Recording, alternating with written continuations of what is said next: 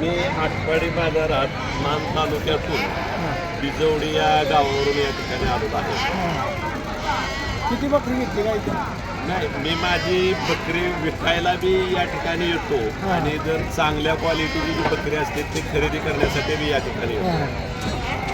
त्या बाजाराचं जर वैशिष्ट्य सांगायचं म्हटलं तर या बाजारात खरेदीला जर अगदी लाखो रुपये घेऊन जरी आलं तरी या बाजारात ज्याप्रमाणे इतर ठिकाणी व्यापाऱ्याची असेल किंवा जो शेतकरी खरेदीदार येतो त्या खरेदीदाराची लूट होती, तशा पद्धतीची या बाजारात कधीही लूट होत नाही.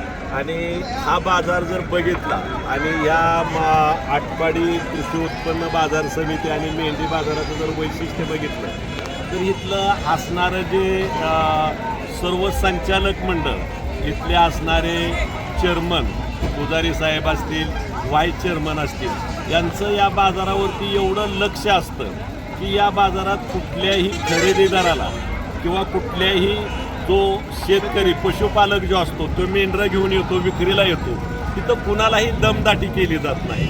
आणि त्याच्यामुळं हा खरेदीदाराच्या दृष्टीनं आणि ज्यांना खरेदी करायची त्या म्हणजे विक्रेत्याच्या दृष्टीनं आणि खरेदीदाराच्या दृष्टीनं हा सुरक्षित असा बाजार आहे. एव्हाना ह्या बाजारात कधीही असं प्रकरण घडत नाही की एखाद्याने दम देऊन एखाद्याचं पैसे लुटलं, दम देऊन एखाद्याचं बकरं घेतलं किंवा दम देऊन एखाद्या व्यापाऱ्याकडं खंडणी घेतली, असं कुठलंही या बाजारात घडत नाही. आणि त्याच्यामुळंच अगदी महाराष्ट्रातच नाही तर देशात म्हटलं तर चालेल की या बाजारात अत्यंत उच्च प्रतीचा म्हणजे सर्वात स्टँडर्ड प्रतीचा जो माल असतो, ते ज्या बकऱ्याची पाठीमागे किंमत मोदी नावानं जो बकरा ओळखला जात होता, ज्याची किंमत 70 लाख रुपये वगैरे झालेली होती आणि काय बकऱ्यांची किंमत 10 लाख 15 लाख रुपये होती, ती बी बकरे या बाजारातच येतात आणि या बाजारातूनच ती पिलं खरेदी करून त्याच्यापासून ही बकरे तयार झालेले बकरे आहेत. म्हणजे एवढ्या क्वालिटीचं म्हणजे इथं जी ब्रीड आहे ती ह्या ब्रीडला टोटल महाराष्ट्रात नाही, भारतात कुठंही तोड नाही, अशा पद्धतीचं ही ब्रीड मिळतं. आणि निश्चितपणानं या बाजाराचं जे संतुलन राखलं, चांगलं संतुलन राखलं आणि आम्ही जे मेंढी पालक आहे या ठिकाणी मेंढ्या विकायला बी येतो आणि चांगल्या प्रतीचं ब्रीड खरेदी करायला येतो, आम्हाला या ठिकाणी चांगलं संरक्षण मिळतं. आणि निश्चितपणानं मी या ठिकाणी या मार्केट कमिटीचे चेअरमन पुजारी साहेब असतील, व्हाईस चेअरमन असतील, सर्व संचालक मंडळ असेल, त्या सर्व संचालक मंडळाचं मी या ठिकाणी निश्चितपणानं आभार मानेन. आणि वाहतूकदाराच्या बाबतीत सुद्धा ही मार्केट कमिटी एवढी सक्रिय आहे की कुठल्याही वाहतूकदाराला म्हणजे कुठंही अडवलं जात नाही किंवा त्यांच्याकडून कुठल्याही पद्धतीचा हप्ता वगैरे घेतला जात नाही. आणि निश्चितपणानं या मार्केट कमिटीचं, या चेअरमन, व्हाईस चेअरमन, संचालक मंडळाचं जेवढं कौतुक करावं एवढं थोडंच आहे.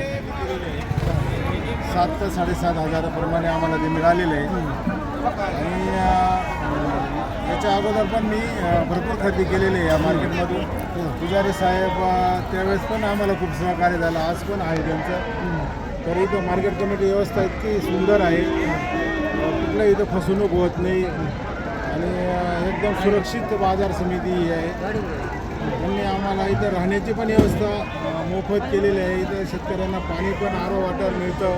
म्हणजे एवढी चांगली उत्कृष्ट बाजार समिती मी महाराष्ट्रात ही पाहिलेली आहे, कारण मी महाराष्ट्रात अनेक बाजार समित्या पाहिलेल्या आहेत, पण त्याच्यामध्ये ही एक उत्कृष्ट बाजार समिती, त्यांची नियोजन वगैरे जे आहे शेतकऱ्याप्रती, पशुपालकाप्रती खूप सुंदर नियोजन त्यांचं असतं. कार्तिक पौर्णिमाचे पण मी बाजारात आलेलो आहे, त्यावेळेस पण इथं शेतकऱ्यांची एवढं गुणगानाच्या मिरवणूक निघते जनावरांची आणि ते काही लाखाने विकले जातात. एवढी उलाढाल या मार्केटला होते. तर खूप सुंदर मार्केट आहे, सुरक्षित मार्केट आहे, एवढंच मी या प्रसंगी सांगू शकतो. धन्यवाद. चला चाय घेऊ.